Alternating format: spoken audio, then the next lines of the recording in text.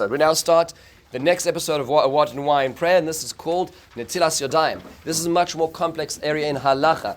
Netillas Yadaim is something that we're supposed to do in the morning. We're supposed to wash our hands every morning, followed by a bracha. Baruch atah Hashem Elokeinu melech haolam asher kirishanu b'mitzvotav, the first bracha of the day, which we are sanctified by Hashem's mitzvahs, which is al Netillas Yadaim, on the washing of our hands. So a few basics what does one need to actually do. So the idea is that one's supposed to fill up a cup or some sort of container. There are halachas of what kind of container, and alternate right, left, right, left, right, left to pour water on one's hands as much. So there's a few interesting pieces over here, and that is first of all, what does one do with the water? One's not supposed to have the water around, so one's supposed to pour it out. We have drains today. That's a pretty new invention. It didn't used to be like that. But if one doesn't have the opportunity that it's in a vessel, one should pour that out over grass, over sand, so a person should not walk over it. One's not allowed to daven in the presence of that water. One's not allowed to pray when right next to that. What about, how similar is this to the washing we do before bread and eating hamotzi later on in the day? The answer is, technically speaking, there is a pretty high bar for eating bread, Netillas Yadaim on bread. That's found in the second chelek of Orach Chaim in the Mishnah Berurah, where it describes all the requirements. Most poskim say that one should ultimately or preferably try to make Netillas Yadaim in the morning like that. So what is the like that? That requires a few things. One is what's called koach gavra, which means that we should be actually pouring the water ourselves. It shouldn't be without putting our hand underneath a hose. Right? We should actually be pouring the water. Another is to have a kli, to have a vessel which is pure clear, which means that it's not broken, it's not cracked. So it's going over the lip of the vessel. It should also be that it's clean water. Right, so if one perhaps will not have clean water, one can, technically speaking, let's say there's salt water, there's used water, there's soiled water. One can still technically do Netillas Yadaim in the morning, but it should be it should be preferably Netillas having the purity of water as well. This would also mean to say that it should require having a revius. What is a revius? A revius in halachic terms is around about the lowest share is 3 ounces or 86 milliliters. Chazon Ish measures 150 milliliters at the very least. Today it is so much easier because we are not walking down the hill with a container on our heads or shoulders to bring that water to us. We simply just turn on a faucet, which makes things so much easier. But technically speaking, that's what's required as well. What happens if there is no water? So what happens if one's in a situation where there is no access to water? Hard to imagine today, but if you just, most of the world doesn't necessarily have access in the same way that we do.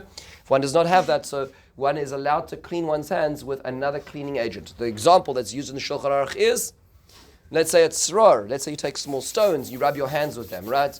Today we have multiple alternatives. So let's say an example that might exist today is let's say you have Purell, right? Purell. So you have alcohol to clean your hands. So you now conducted a cleaning, but it hasn't been Netillas Yadaim. So in that case, it is sufficient, and you can actually say a bracha al nekiyus Yadaim, on cleaning the hands, but that's not Netillas Yadaim. Netillas Yadaim has the Mefarshim struggle to actually translate. What does the word Netila actually mean? Is it based on the natla, which is the kli, the vessel used, or is it actually Netila, is it raising up one's hands?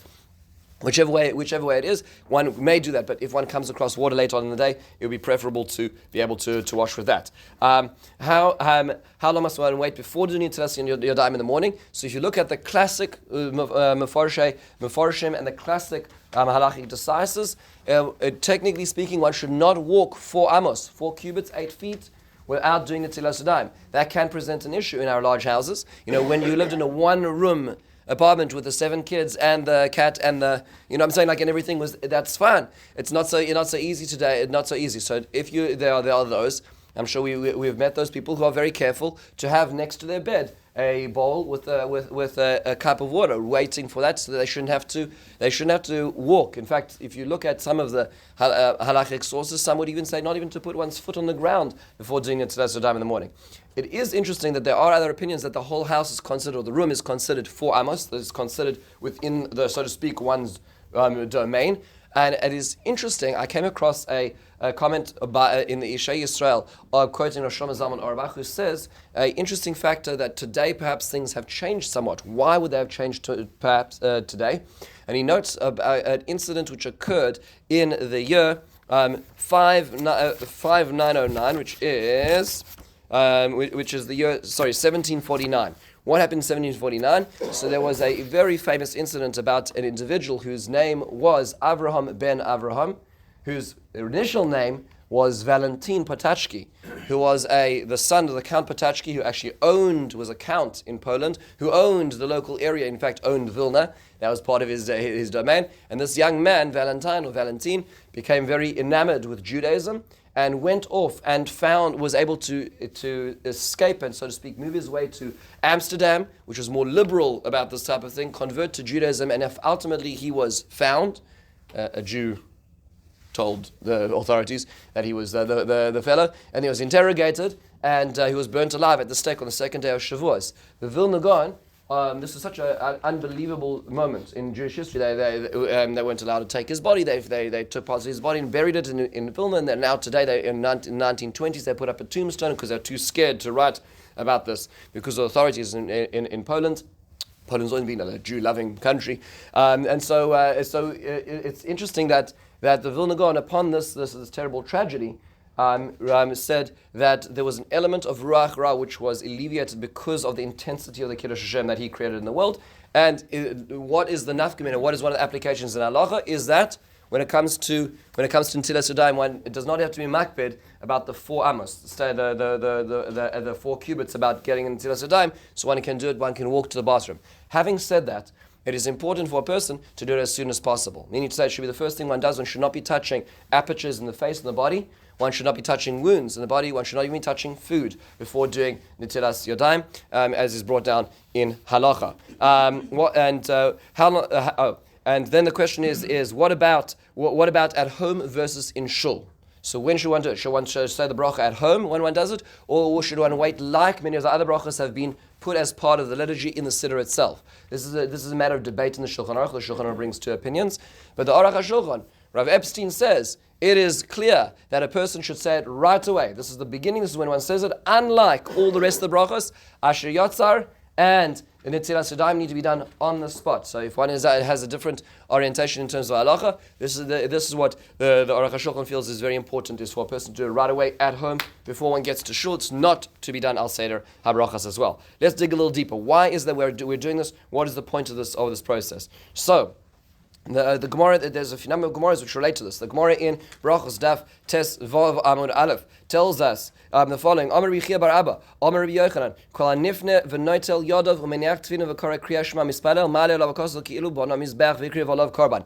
A person who does the following a set of actions: they wash their hands, put on tefillin, read kriyas shema and daven. That's the Amidah. It's as if that person has created their own personal altar and served HaKadosh Baruch Hu. So what do you see? The Netillas Yadaim is a function of what?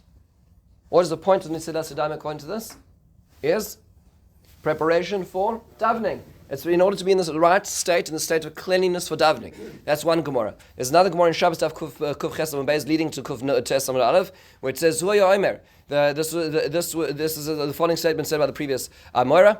Yad la'ayin tikotzetz, yad la'choitim tikotzetz, yad la'pet tikotzetz, yad la'oizen tikotzetz, yad la'chasuda tikotzetz, yad la'ama tikotzetz, yad la'piyutav tikotzetz, yad la'gigias tikotzetz, yad mesama, yad machareshes, yad ma'ala pulipos. So what is this referring to? These are all of the parts of the body that a person should not be touching.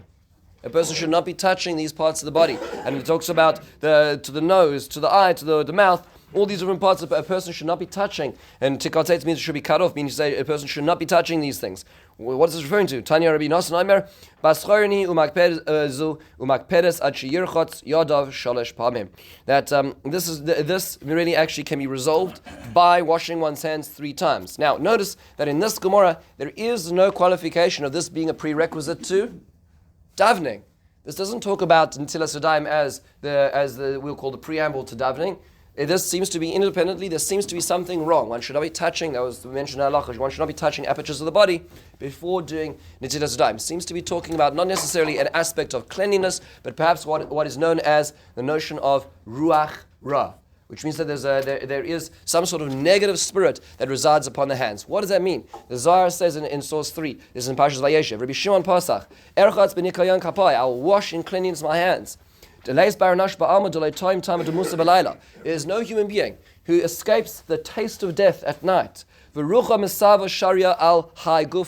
an impure spirit resides upon that body. And diodei debarnosh zama ishtar buhu. The hands of a person retain that impurity until they are washed in the morning. It's interesting, that's the place where the Ruach Ra resides on the human body. What does that mean precisely? We looked at this a little bit last week in the Derech Hashem. The Derech Hashem says that the idea is like this, is that HaKadosh Baruch Hu created a world which is open to creativity, which is open to goodness. But that goodness, in a certain sense, depends on action. And so when there is a recession of action, which is at night time generally, meaning we are not doing things, at that point in time when there's that recession into that space, into that void, exists, so to speak, ruach hatuma. Tuma, or impurity, takes the space of a lack of human creative action. And that action falls upon the body. Why the body? Because remembering the body in a certain sense is the seat of the neshama, and the neshama is migrating. At the times of night, there's a space, a void, or so to speak, of what a human being, the positive potential and creativity a human being could be doing at this point in time is voided. Into that void lives Tumah. It is expressed on the extrema, which means the hands and the feet, technically speaking. That's why the Kohanim wash both of them. But nonetheless, for our purposes, it's on the hands because that is the place where the creative capacity is able to be found. In the morning, yes, Saul. Can you touch upon when you say the bracha and if you say it in the bathroom? Oh, good question. Okay, so I'll come back to it in just a second. Let me just finish this thought and then I'll come back to this point. So that means to say that, just to close with the words of the Derech Hashem, here he says, Netillas Yadaim, in the bottom of page 3 in the sources, the first thing a person does is to purify one's hands. The so to speak, this spirit, this evil spirit, or this spirit of void exists on the hands. And a person needs to push that away from oneself. שיגורש מהם על ידי הנטילה וראויה כמוי שלמדונו לחז"ל ונמצא כל גופו של אדם ניטר בזה כמוי שכולו היה נטמע מהשראה הסוי של הרוח הרע עליהם. By cleansing the hands, one has cleansed the body as a seat of that void. ויש בעניין הזה גם כן תיקון לכל הבריאה כולה ליטהר מטומאת הלילה ולצאת מחשכה. That means to say that the whole creation in a certain sense is void. The whole creation is missing until the point that we ourselves are, so to speak, back in the driving seat. As he says, and that's why a person should go to the bathroom as well, in a certain sense, is moving forward. So Saul had a question about saying it. So one should say, good question. So when does one say it? So the best way to say it is the following. Technically speaking, one says a bracha when it comes to a birkas mitzvah always Oiver la'asiyasa, which means right before one does it. Here's the problem. If one's in a state of impurity, it's not an appropriate time to say it. So one should therefore be saying it. It's pushed afterwards. There are a few brachas like this. And another example is, let's say, the bracha of Tfilas Hager, a person who's converting to Judaism. I've had the distinct pleasure of being at this very special moment for a number of people, and it's a very beautiful thing, but they're not able to say the bracha before they go to the mikveh, because at that point in time they are not mechuyev mitzvah. So what happens is, they go to the mikveh, they come out, they say the bracha, and then they go down again. So that's how Allah does it. So the bracha is, so to speak, afterwards, before it. Same thing with the Netillas Yadaim. Netillas Yadaim is said afterwards, but the problem is you're in the bathroom. So the best thing to do is Modi'ani, run to the bathroom, right? Looks like we lost our focus over here. Run to the bathroom. Use the restroom. Do Netillas Yadaim. Walk out taking the towel and say the bracha on Netillas Yadaim right then while one's drying. One should still be drying because that's what connects it to the actual activity itself. Okay, so this is that'll be the preferable way of doing it as well. I noticed a very beautiful thing, and just as an aside, there's one of my children is very special. They're all special in their way, but this little one is. I noticed that he would always go to the bathroom door and he'd pull the towel around the back of the door. You know, it was hanging on the door. I'd always found the towel wrapped around the side of the door because he'd stand by the side of the bathroom by himself. He worked this out to say his little Netillas Yadaim. That was his special thing. But it's more than this. So it turns out that in fact, in understanding this principle, the Rishon and the medieval commentators take it one step further. The Rosh, Rabbeinu Asher, from Germany originally, then Spain, he had to run. His Rebbe, the Ramah Rutzenberg, was taken captive, so he moved to Spain, Toledo, and in his commentary on the Gemara, he writes in the 9th parak of Brachos, the 9th parak of Brachos, he says, that doesn't make sense. If I'm just washing my hands for the sake of cleanliness to be ready for davening, then why is it I only say a bracha al Netillas Yadaim on the one I do in the morning? Right? Why specifically then is it that I do that? And he says, because the reason is because at that point in time, there's a definite there's a definite sense that one's hands are, so to speak, dirty in the morning. Why definitely in the morning, more than any other time? This is because Yadaim askani asem. That means to say that our hands are busy, and that when we're at night time, we're going to be touching parts of the body that perhaps we shouldn't have been touching, or that during the day would render a person dirty. Right, parts of the body that are usually covered, and therefore a person needs to do it with a bracha because there's a definite assertion that one should be that one has dirty hands at this point in time. This actually leads me just to a quick tangent, and that is that there are other things for which a person needs to do Netillas Yadaim. Okay, and there are many other things that one needs to do Netillas Yadaim for, which include even entering, according to some, even entering the bathroom, if one cuts one's nails, if one cuts one's hair, if one enters a cemetery, if one comes in proximity to a body, to a dead body within 8 feet of a body, if a person scratches one's head, right? If one scratches one's head, these are things which would necessitate Netillas Yadaim as well. And some of them are a function of ruach ra, some of them are a function of this idea of just dirt, of just being dirty, and therefore would require Netillas Yadaim as well. Yes, Amy. Will all that necessitate a bracha? Oh, that's a good question. No. So for a bracha, we have two requirements. So we'll see. This is the one idea. This is the notion that the Rosh understands. So what? Our hands are dirty. How do we know they're dirty in the morning more than any other time? Because we're asleep. When we're asleep, our hands travel. But says the Rashba, Rashba ibn Aderet, it says in his Shuvos the following statement at the top of page 5, where he says, he quotes the Gemara. He quotes the Gemara in Brachos. Rabbi Yochanan, Netil Yadav, Umeniach Tvin of the Korah Kriya Shema, Zui Kabbalas Malchus Shemaim Shlema.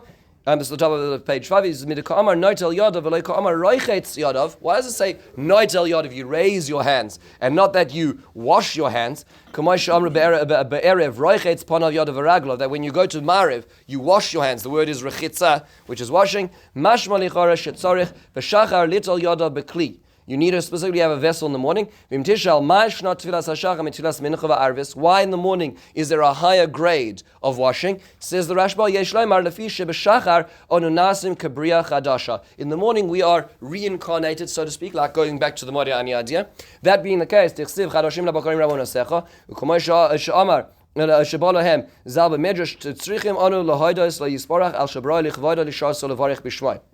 because a person is renewed in the morning, that time is a time a person should say the bracha on the Netillah itself. So if you take a look at these two ideas, which are different ideas, it seems, the one is that the Yadaim Askani are saying that our hands are busy and therefore they are unclean. Then there's another idea that we're a Bria Chadash, which could be matched to the notion of Ruach Ra. Doesn't have to be, but it could be, so to speak, put into that category. These are two notions. To require bracha, we need to have both of those. Now, what's interesting is that we do find situations where halacha, so to speak, tries to step on both sides of the spectrum. So, for instance, remember the question of, let's say a person does not have water, and one uses, let's say, a material to rub their hands clean, or let's say one has some sort of cleaning agent, which is not water. In that case, that technically speaking will take care of the concern that the Rosh has, which is the idea of unclean hands, but will not take care of the concern of the Rashba, which is that a person's a Bria Chadash and requires water to elevate their creativity as they come into the space of awoken state again.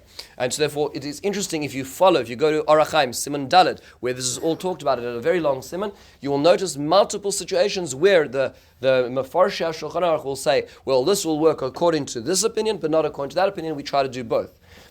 So for instance, in situations where, let's say, a person is awake all night, right, so one has gone through the experience of night, but one has been in control of one's hands, as an example.